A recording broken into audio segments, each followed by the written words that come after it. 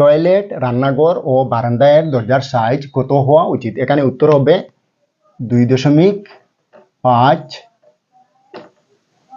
Foot. ঘরবাড়ি তৈরির কাজে জড়িত ব্যক্তিদের জন্য গুরুত্বপূর্ণ 60টি প্রশ্নের উত্তর নিয়ে এসেছি। অবশ্যই আপনারা ভিডিওটি প্রথম থেকে শেষ পর্যন্ত দেখার চেষ্টা করবেন। যদি ভালো লাগে তাহলে একটি লাইক দিয়ে দিবেন। তাহলে এখানে আমরা কত ফিট পেলাম? 2.5 ফিট পেলাম। আর টোটাল 2.5 ফিটটাকে যদি ইঞ্চিতে নিয়ে যাই তাহলে আমাদের ইঞ্চি দাঁড়াবে 2/24 আর 6 আমাদের কত ইঞ্চি হবে? 30 ইঞ্চি হবে। এবারে আমরা 30 ইঞ্চির সাথে আরও আমরা 2 ইঞ্চি যোগ করে নিব, যেহেতু আমরা চৌকাঠ ব্যবহার করব তাই আমরা 30 ইঞ্চি জায়গায় আমরা টোটাল 32 ইঞ্চি গ্যাপটা রেখে দিব।